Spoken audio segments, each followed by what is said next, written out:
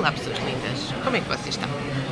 Eu vou ter que aproximar esta câmera bastante de mim e vocês vão estar a ver a minha cara em grande porque eu vou tentar fazer-me ouvir para cima dos avisos da estação.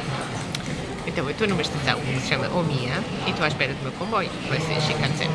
E eu comprei o bilhete há 2 dias e meio atrás.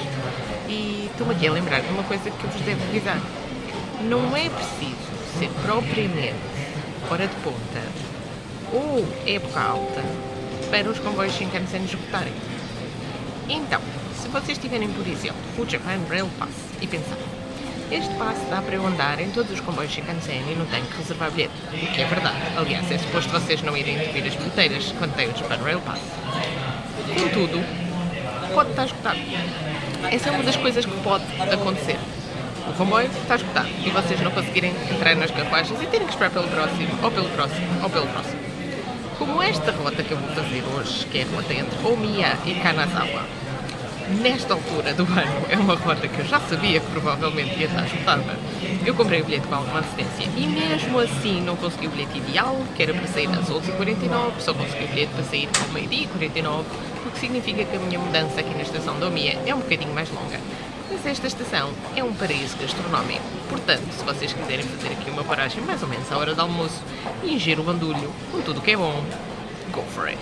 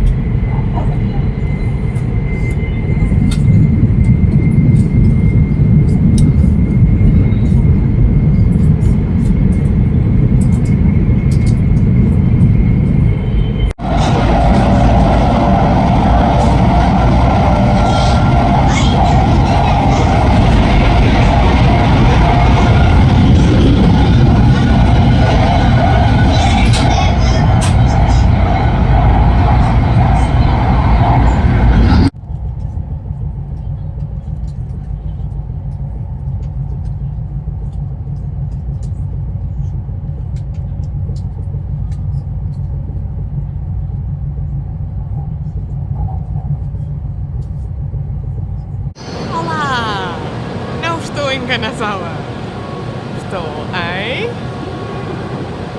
Shin-Takaoka, que não era suposto estar, mas estou-me a rir, mas houve ali um momento um bocado assustador. Então, a minha mala estava no compartimento das malas, no início da carruagem, apertada com uma cinta, com tudo o que devia estar, porque eu sou uma freak de cumprir os regulamentos. Mas realmente é uma mala pesada, tem cerca de 20 kg. Pelos vistos, as cintas das carruagens, mesmo quando vocês pagaram um lugar para terem espaço para colocar a mala, não são cintas lá muito fortes. Então, numa determinada curva, a minha mala resvalou um bocadinho. Não impediu a passagem a ninguém, não magoou ninguém, mas resvalou um bocadinho. Acontece que isto era, tipo, 1 minuto ou menos de 1 minuto antes de uma paragem. Esta. E portanto, quando eu me levantei para ir, porque eu estava a ver a mala, quando eu me levantei para ir acudir à mala e voltar a encaixá-la na cinta, já havia muita gente à minha frente que se tinha levantado e preparado para sair do Shinkansen. E portanto, eu não conseguia lá chegar. E por mais que eu dissesse, assim, não estava a funcionar. Então, eu acho que eles pensavam que me estavam a ajudar, mas eles pegaram na minha mala e puseram-na na plataforma. Do lado de fora do comboio onde eu estava. O Shinkansen tem um tempo de entrada e de saída muito curto. Então eu tive aí 10 segundos para tomar uma decisão. Ou eu consigo chegar lá fora e buscar a minha mala para dentro, sabendo que eu tenho do lado de dentro, no meu assento, no meu lugar, a carteira, com o passaporte, o meu casaco, o telemóvel, etc. Porque eu, quando vi a mala a resvalar, levantei-me e fui a caminho da mala, mas entretanto toda a gente foi para o corredor e foi assim um momento Truman Show, em que o corredor ficou cheio de gente. eu estava entalada. Então tive uma fração de segundo para decidir. Lá achei de alguma maneira, eu nem tenho recordação de como é que raciocinei, mas lá achei de alguma maneira que era mais prático inclinar-me para o lugar de onde tinha acabado de sair e agarrar nas coisas todas assim, swamp, e pegar nelas. Felizmente não me esqueci lá de nada, que eu tenha dado por isso até agora, inclusive o casaco, mas na altura não foi vestido, foi só agarrado.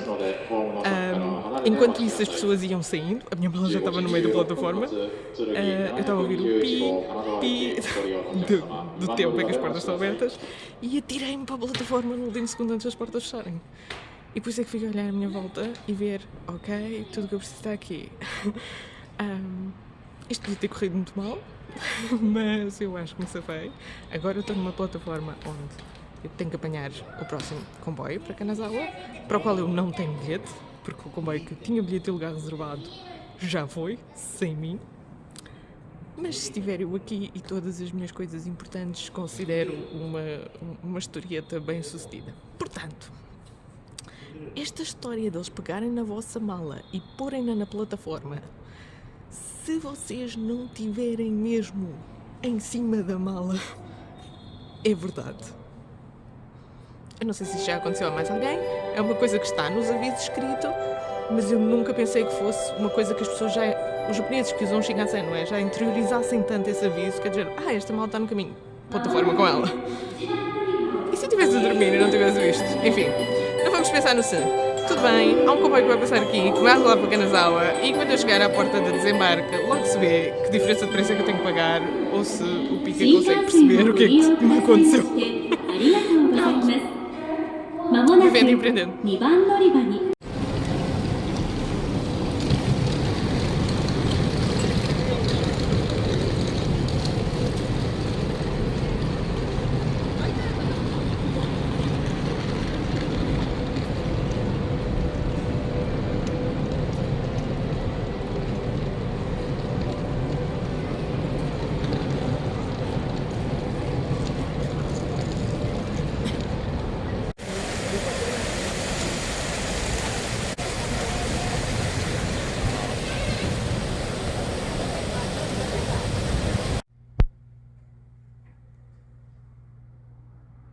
Vou-vos mostrar o meu apartamento em Kanazawa. Aquilo são escadas para o segundo andar e não tem elevador. Começou bem. Mas já agora vou-vos dar umas dicas. Muitas vezes quando vocês alugam apartamentos ou estúdios têm um sistema de cadeado em que o proprietário vai-vos dar um código para vocês colocarem no cadeado e o cadeado abre quando vocês colocam o código e lá dentro tem a chave da porta e vocês podem abrir a porta com a chave. Muitas vezes é um código numérico e é uma fechadura eletrónica, não existe uma chave. O normal é ter um guinca, onde vocês deixam os sapatos e a mala das rodinhas. E depois é um apartamento simples, mas muito bom. Tem tudo o que é preciso. Eu recebi instruções por e-mail em inglês acerca de como utilizar os eletrodomésticos, o sistema de aquecimento, tudo mais. Este prédio tem 4 estúdios 4 mini apartamentos. Se vocês quiserem saber mais como alugar, estejam à vontade. Cada um deles dá à vontade para um casal ou uma família com uma criança pequena. Pese embora eles tenham algumas regras de ruído, portanto, bebés é mais complicado. Tem ar-condicionado, o que é super importante, quer no pico do frio, quer no pico do calor. Como vocês veem, tem 2 camas, dava perfeitamente para 2 pessoas. Tem tudo o que é preciso, é bonito, mas ao mesmo tempo é confortável, está renovado. Ótimo para uma estadia de uma semana, por exemplo. É muito mais barato em relação aos hotéis. Vocês andam, no meu caso com mala andei 15 minutos, eu acho, a partir da estação de Kanazawa. Eu acho que se eu não tiver a mala consigo fazer o percurso em 10 minutos. Portanto, muito bem localizado. Já ficam com uma ideia no Japão. É perfeitamente seguro, prático e barato comprar este tipo de apartamentos. Se vocês quiserem fazer uma estadia mais caseirinha, prolongar, explorar melhor cada sítio, é uma alternativa aos hotéis, fica mais ou menos metade do preço. Olá pessoas lindas, como é que vocês estão? Lembrei-me que eu ainda não falei com vocês sobre as regras de alugar casa no Japão. Ou melhor, como é que vocês vivem no dia-a-dia aqui no Japão quando estão a alugar uma casa. Então, normalmente para alugueres de curta duração, que é o contexto que os turistas, os visitantes temporários vão precisar de saber, vocês alugam casas em sistemas como o Airbnb, o Booking, o Agoda, o Rakuten, o Japanican ou os próprios websites dos alojamentos se tiverem disponíveis um sistema de reserva online. Navegar nisso é relativamente intuitivo, vocês podem encontrar informação de várias maneiras diferentes. Mas depois, quando vocês chegam mesmo cá, o que é o vosso dia a dia? E o que é que convém vocês saberem para decidirem se este é o tipo de solução ideal para a vossa viagem, para a vossa estadia? Então, normalmente existem vários tipos de sistema nas prefeituras do Japão, mas normalmente o sistema de regulamentação é assim. O alojamento, para ele ser um alojamento certificado, para vocês não estarem a contribuir para um negócio ilegal, não é? Para ser um alojamento certificado, esse alojamento vai ter que se registar na prefeitura, no equivalente à Câmara Municipal, que é a Shakusho, e também numa outra organização, que é a Organização dos Moradores, ou o Clube dos Vizinhos. Há várias maneiras de falar disto. Basicamente é uma organização que tem uma dimensão variável. Neles estão representados os habitantes e também os comerciantes ou donos de estabelecimentos dessa área, eventualmente os representantes de escolas ou outras organizações que existam nessa área. E conforme a palavra deles, que é decisiva, assim se vai ou não vai aprovar o tipo de alojamento e o funcionamento daquele alojamento. Os alojamentos que vocês querem usar são aqueles que são em bairros residenciais, não em bairros comerciais ou não muito comerciais, e que são relativamente perto, mas não exatamente ao lado, de coisas como parques infantis, escolas, creches, jardins, etc.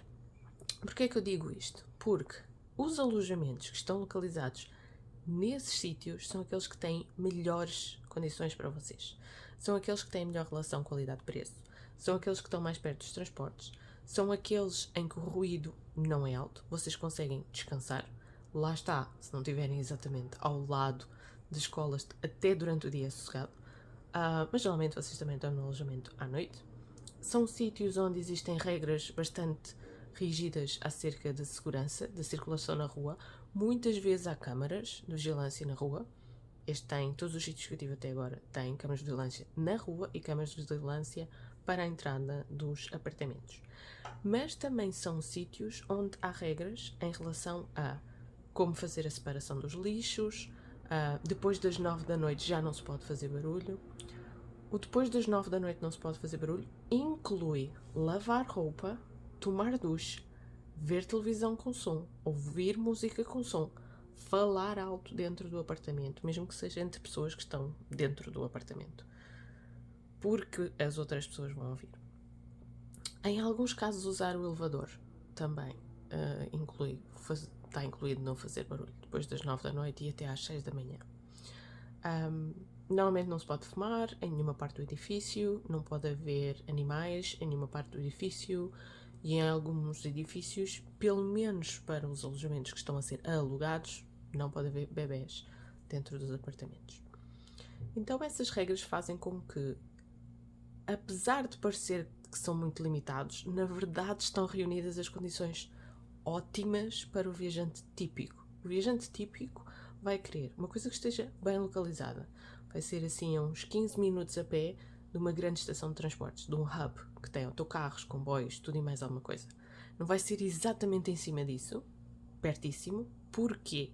Porque aí estão os business districts, ou seja, aí há licenças comerciais para bares, restaurantes, karaoke rooms, you name it.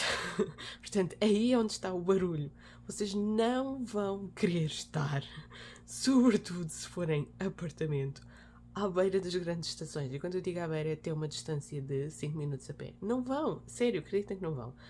Os avisos da estação dos comboios ou dos autocarros que chamam as pessoas para a plataforma, que dizem quando vai passar o comboio não sei o quê, ouvem-se a centenas de metros de distância. Vocês vão ouvir muito barulho. Vocês vão ouvir as cantelenas, as musiquinhas do comboio. A sério, vai ser impossível para vocês descansar. Isso vai talvez amainar entre a meia-noite e as 5:30 da manhã, mas não vai ser o suficiente para vocês descansarem. Além disso aí, há muitos hotéis e, portanto, os outros alojamentos também têm preços mais altos. Os próprios hotéis também têm preços mais altos. Mas se vocês se afastarem assim 15 minutos a pé das estações grandes, vocês encontram já bairros residenciais com muito boas ligações e em alguns casos as pessoas optaram por transformar os edifícios em estúdios como este, que se alugam à semana. Às vezes há limitação de tempo, não alugam menos do que uma semana. Isso pode ser um problema ou não, ficam a saber que existe. Alguns sítios têm, alugam a partir de 3 dias, outros alugam à semana. Ficam muito mais económicos do que, lá está, equivalentes a hotéis. Às vezes as pessoas pensam que hotéis cápsula são baratos. Não necessariamente, e não quando comparados com este estilo de alojamento. Além disso, porque vocês vão querer ficar numa cápsula se vocês podem ter um apartamento todo para vocês? Com uma cama fofinha, com ar-condicionado, com uma internet espetacular, com privacidade. Não sei, não percebo. Se for pela experiência, ok, fica uma vez numa cápsula, mas ninguém vai descansar bem, não é? Nessas condições. Que mais nos apartamentos? Normalmente não há elevadores nestes apartamentos para alugar. Se eles disserem que o apartamento é no primeiro andar e significa no resto do chão, não recomendo. Se o apartamento for no que eles dizem segundo andar, é o primeiro andar em Portugal. Isso já é bom. Terceiro andar é bom. Raramente os prédios têm mais do que esses andares. Normalmente não tem escadas. Cuidado com as vossas malas pesadas. Que outro critério? Têm sempre que respeitar as regras da casa, no que respeita a tirar os sapatos à entrada. Eu sei, os portugueses são sempre do género, mas está aí alguém para ver, mas tem câmaras, como é que eles sabem que nós tiramos os sapatos? Maltinha, respeitem as regras da casa, please. Outra coisa em que recomendo vivamente que respeitem as regras da casa é não se ponham a carregar em botões que vocês não sabem o que é que dizem, está bem? Hoje em dia é super fácil, vocês apontam a câmera do telemóvel para um comando de televisão, ou de ar-condicionado, ou do que seja, uma coisa que está escrita na parede, e o Google Translate diz o que é que lá está escrito. É super fácil. Normalmente os donos dos apartamentos prepararam folhetos e mandam-vos em PDF com a versão da tradução do que está nos comandos e nos botõezinhos e em todos os manipulos. Se eles não tiverem já isso pronto, peçam-nos, até podem pedir antes de fazerem o check-in. Mas não se ponham a carregar em botões que vocês não sabem o que é que dizem. Que mais recomendações? Pronto, basicamente é isso. Desfrutem do vosso alojamento, divirtam-se, podem comprar ingredientes no mercado frescos e fazer comida em casa, o que é ótimo. E eu realmente acho que isto é uma opção fixe para pessoas que querem explorar o Japão com mais calma, ficar semanas inteiras no mesmo sítio. Vocês estão normalmente a contribuir diretamente para a renovação urbana de casas que não podiam ser utilizadas de outra maneira. Ou seja, são machiyas ou são casas tradicionais japonesas que precisavam de ser renovadas, mas ao mesmo tempo os custos da renovação fazem com que as pessoas prefiram só o fazer se for para alugar neste regime. Quanto menos intermediários, melhor, porque vocês estão a ajudar as pessoas da própria cidade a viverem. E ficam muito mais próximos dos locais, aquela coisa de se encontrarem com as pessoas nas escadas e começarem a falar com o vizinho e eles perguntarem de onde é que vocês são e depois a criança está ali e vocês falam japonês com a criança porque é o japonês mais fácil de falar e depois começam, pronto, estão mais integrados, é mais divertido. E há muita gente que acha que estas coisinhas das regras dos barulhos e tal é muito limitativa. Eu acho que faz parte da experiência do que é viver no Japão e viver como os japoneses vivem. Portanto, acho que até é giro. E se quiserem mais recomendações, ou se quiserem que eu responda a mais perguntas, digam, escrevam nos comentários que eu respondo. Um grande beijoca para todos e até amanhã. Porque eu amanhã vou fazer mais vídeos, mas vocês não vão ver já amanhã. Tchauzinho, até ao próximo vídeo.